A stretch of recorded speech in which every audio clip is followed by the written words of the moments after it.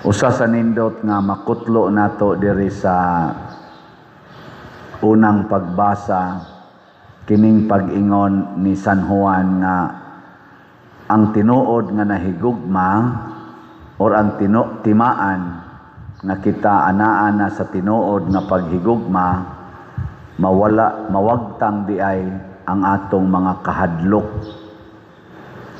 Wala na tay kahadlok ba? Kay ang kahadlok kuno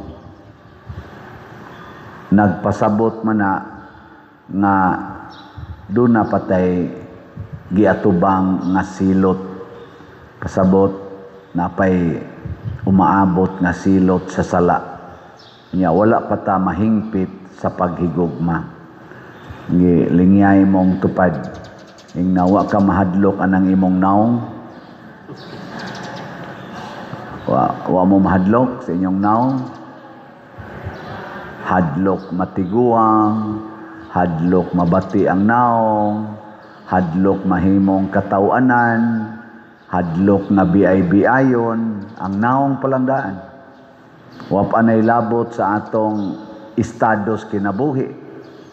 Ug ang mga tao nga imo kunuhay in quotation gihigugma naa na sa kay kahadlok nila, hadlok kang mobiya, hadlok kang nga masakit, ug labaw sa tanan hadlok nga mamatay. Anay magsigig paampo nako pader, iampo in taon ang akong mama nga maayos iyang sakit. Nako pilay edad 89, nako ayaw na lang na. Kapuya iampo anang 89 years old nga maayo sa sakit.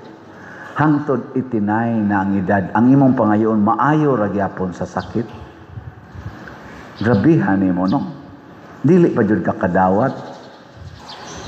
Ana ba? 94, 95 na edad, maglisod naglakaw, hala bit-bit anang tubig kay pabinditahan kay mo iyang imnon para maayo ang sakit siyang tuhod. Nako pastilan, ay napagdaan ng tubig ay.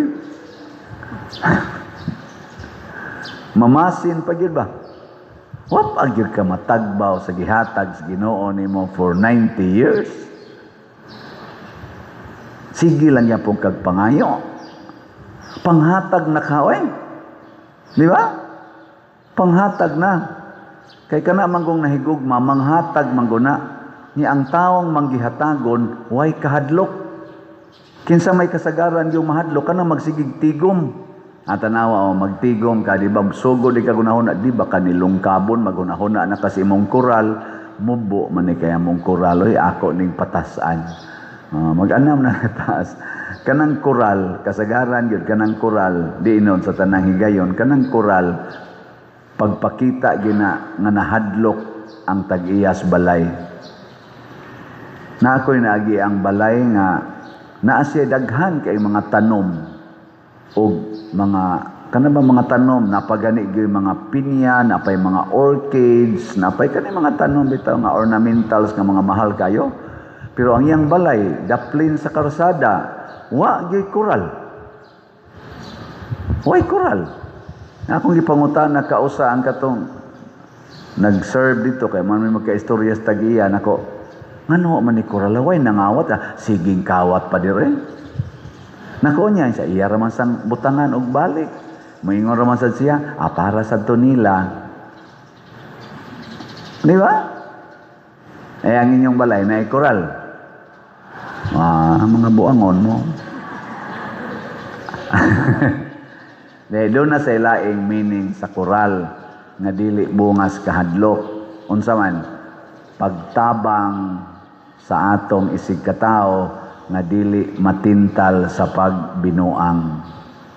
Mutabang ka ba? Pero andam kang moable sa imong kural kung naay manuktok. Dili kay nangural ka, kay dili ka moable sa mga wa nimo magustuhi. Andam kang moable sa tanan nga manuktok sa inyong pultahan. Kana mo nay kural nga makapalangit. Pero kana ganing kural nga di jud ka gustong moable o kung moable butangan din mo no trespassing, beware of dogs.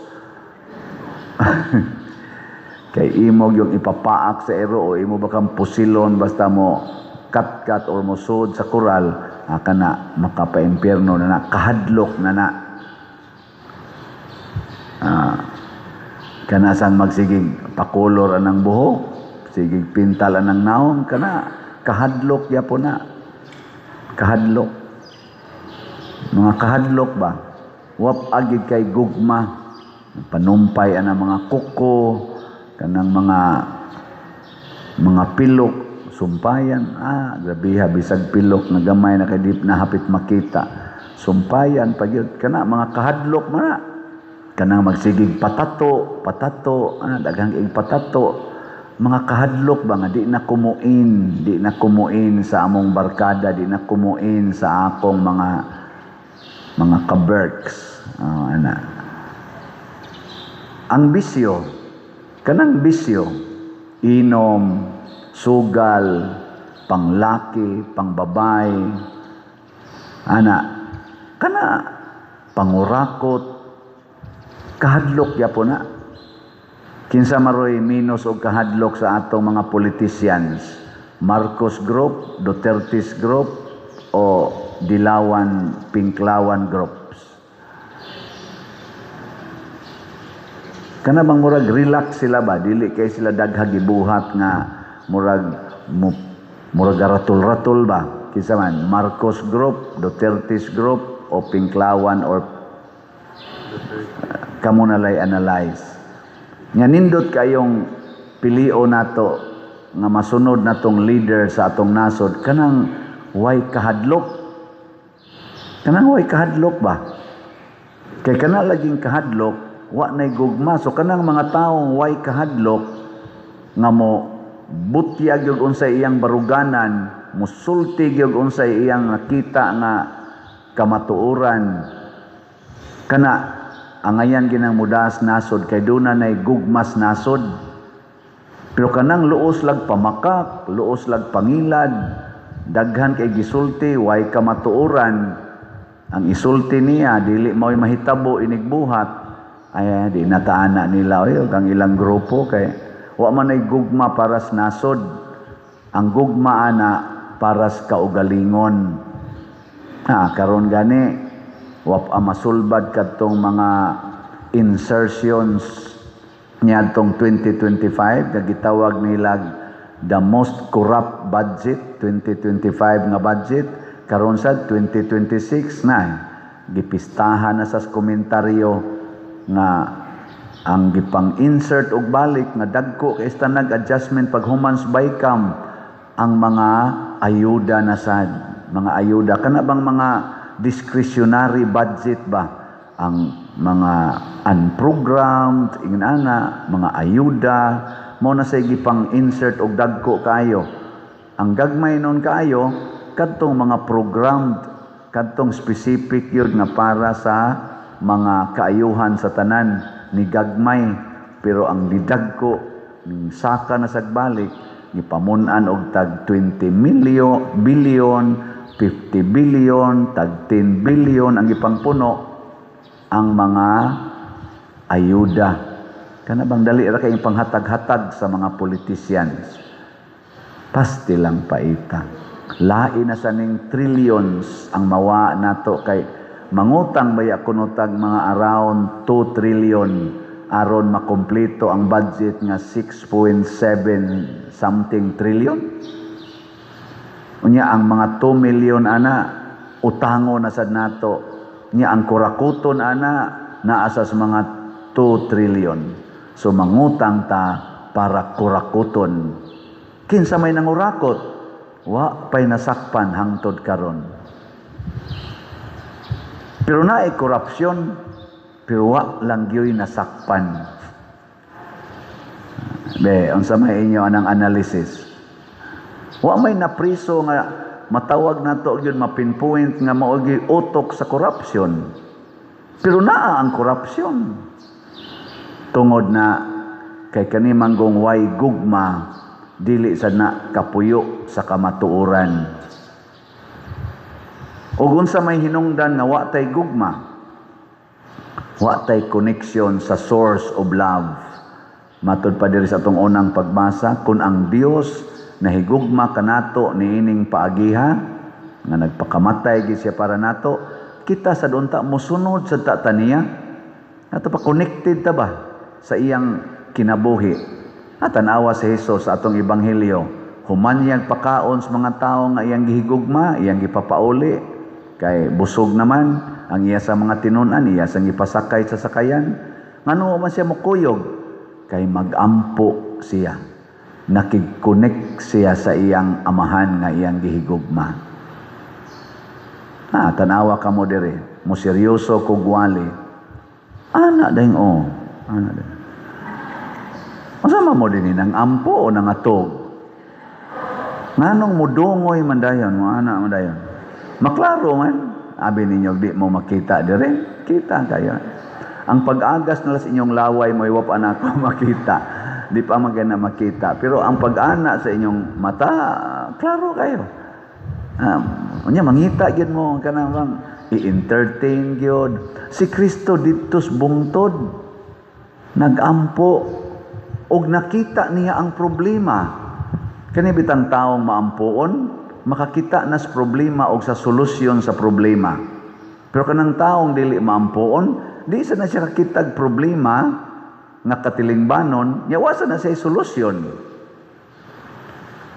Lingiyay mong tupad, kablita og natog, na unsa roy problema sa atong parokya. Sige, kablita ba? Unsay problema? Dili mana salat ang problema. Ang problema wa tay kumbinto, gubaon atong kumbinto, nya wa patay napatay CR, napatay bell tower, napatay adoration chapel, nya patay kanini ang mga lingkuranan nga ato pa ni ilisdanan kay gubaon na to apagitay CR sa minteryo nga ato pang trabahoonon, napatay himuonong mortuary ana. Mo ni atong problema. Unya unsa may solusyon? Kusga. Kana kapila man ta mo palit og slot. Matod pa sa akong amiga, padir nakapalit aka ni bisita diri ba online parishioner na to. Proud gyud kay siya, padir nakapalit na bi ako sa imong slot. Ako kanusa man siya 2 years ago. Ko oy ayaw sa taon oy kanang ipaspas na jud unsa man day padir ang pagpalit nako kun mahimo kada gyud semana palit og slot kada semana tagpila man ang slot padir 100 kana ready ay bisag kada adlaw nako hilas bi animo puy ina 100 naman day kuno pwede ra kuno kada adlaw lingay mong tupad ina ka-afford kag kada semana 100 ina kada lang semana 100 kaya dili ayo lang nang ngab-ngab ng baba ninyo congratulations makaya ako mong i-update sa atong halin sa salat para makaibaw mo nga bisan tinuod og di kayo daghan ang magsigig palit kita din hindi kay tadaghan pero ni irog-irog baya gyud.